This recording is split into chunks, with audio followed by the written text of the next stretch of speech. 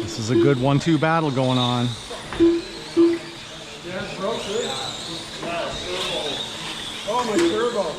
Hello folks, welcome to Netcruzer RC. I'm at Smiths Falls for the first race of 2025. Gray carpet on road. And this is my first race day ever with my new F1. For 2025, I built the newest Exotek. This is the Exotek F1 Ultra R5. Now there is a newer variant of this called the R5CW Carpet Works, which has a slightly different chassis, wider shock tower, some slight revisions. The battery is flipped to be longitudinal versus horizontal. But this car, for its first time ever on track today, got a TQ. Pretty excited about that. So I'm on the CRC tires, I'm on the Zombie Evo 2 motor. My Hobbywing Just Stock ESC is so tall that the front center shock standoff needed a shim. I had to put a shim in there to get the shock to clear that speed control. A Hobbywing stock spec would be better for this car because it's lower profile and smaller. It would fit in there nicer. But with that center shock shimmed up a good 5 to 6 mil, it didn't seem to affect the handling characteristics at all.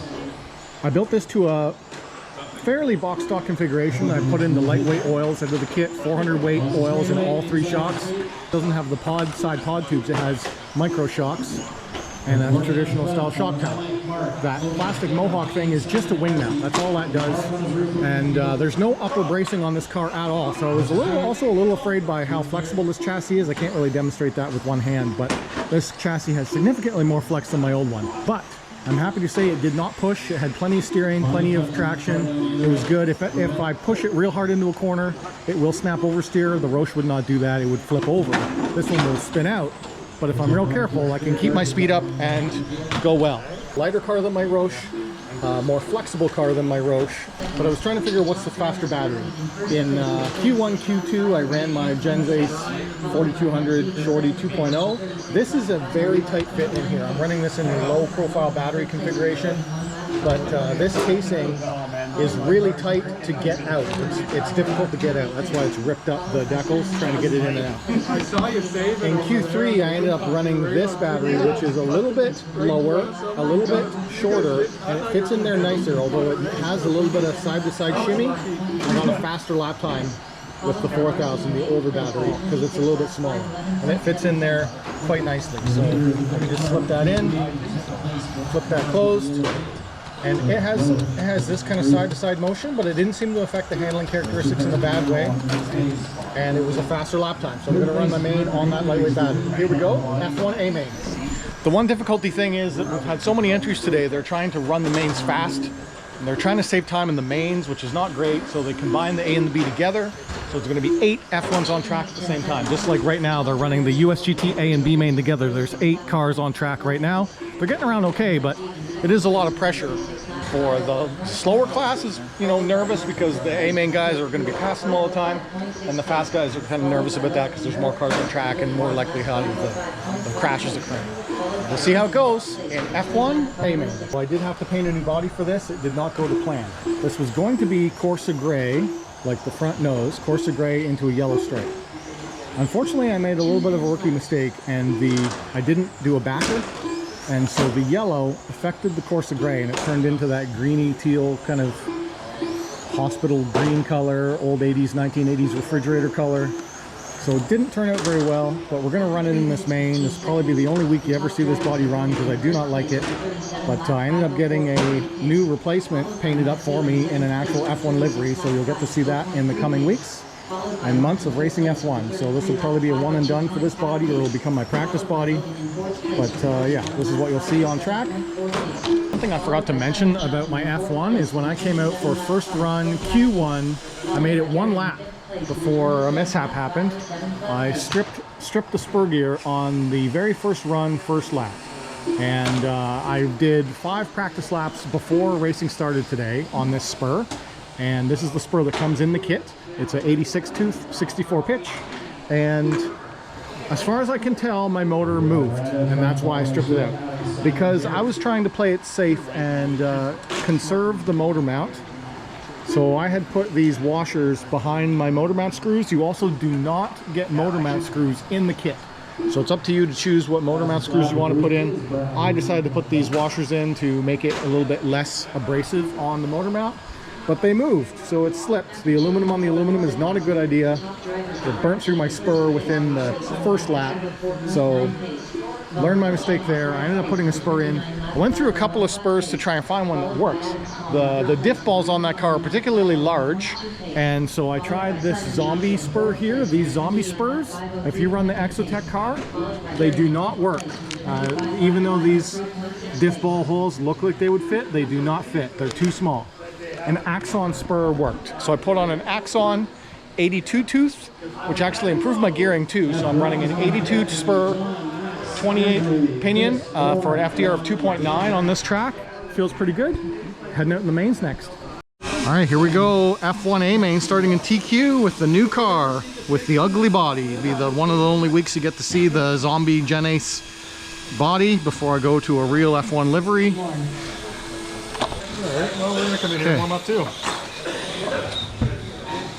right, I gotta check warm in up from the Max. tires. I got Lauren, Andrew, John K, Dan,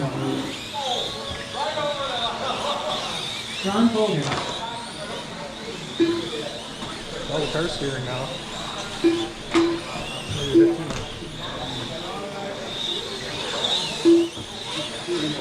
So yeah, this new car still makes some weird noises, like not good noises, but seems to be getting around okay. Oh yeah, the other thing I forgot to show you is that the spur wanders. The spurs wander on the ball plates. Chris.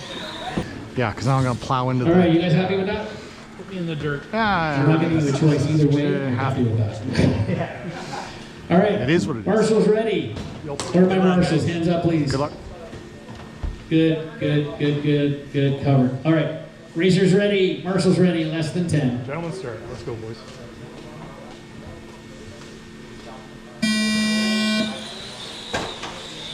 Whoa. Do that corner. Oh no! Ah. There's so much steering. I'm not used to it. Sorry. Fucking team guys. So much faster.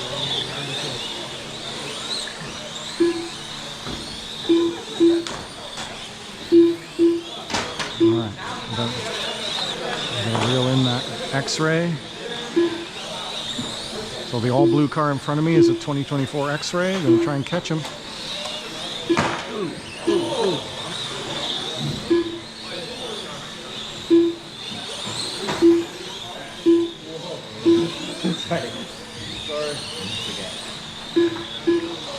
Go, Max.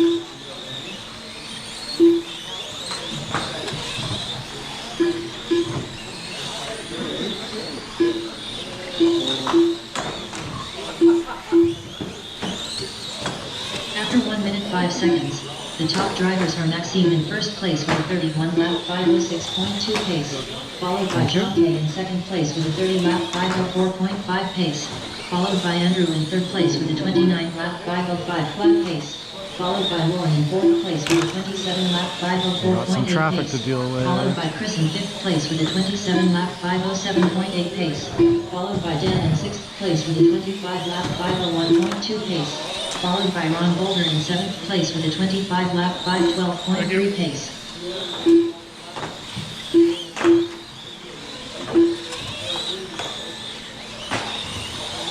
Max out front. John, Andrew, Chris, Lauren, Dan, and Ron. Fastest lap is John K with a 9.23 to Just gotta clean it up.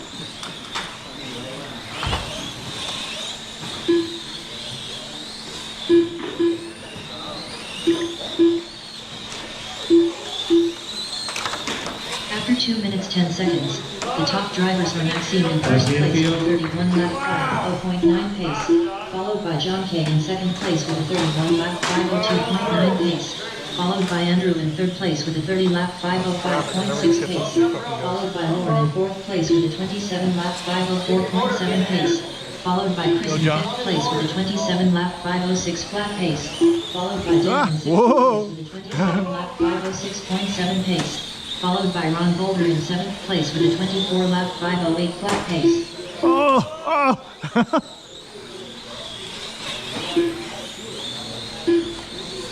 is a good 1-2 battle going on.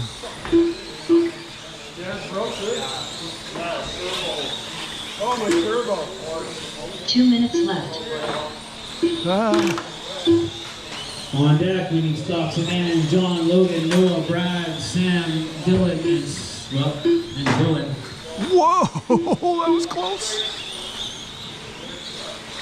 After 3 minutes 16 seconds, the top drivers are John K in first place with a 32-lap 508.5 pace, followed by Maxime in second place with a 32-lap 508.9 pace, followed by Andrew in third place with a 30-lap 508.3 pace, followed by Help me, help me. Place with a 27 Help me. 5.6 pace, followed by Dan in fifth place with a 27-lap That's my mistake, but thank you. Followed by Ron Boulder in sixth place with a 24-lap 512.8 pace, followed by Chris in seventh place with a 12-lap 215.4 pace. Fudge. I don't know what I fell down to there. 1 minute left. Oh, 1 minute left. Totally blew it.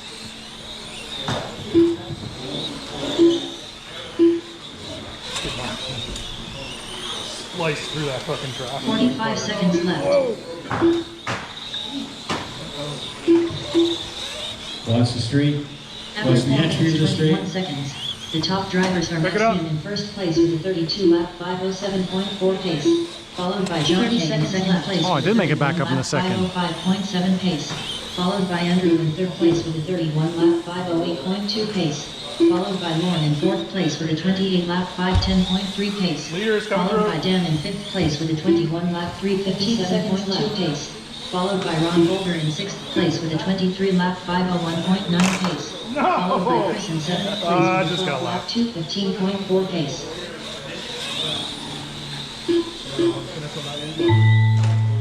That's it. Second place finish. Ron Maxine Boulder got me because I crashed. done. Maxine done.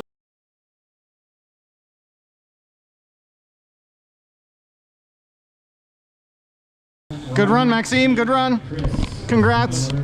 Andrew lost that one. I know I did. I friggin' flew myself off the track. Yeah, Ducks again. I totally did. Yeah. Yes, that was definitely my loss, my fault. Yeah. All right, guys, enjoy the video. Hit that like button. If you want to hear subscribe, you want to talk to me, leave a comment down below. As always, thanks for watching.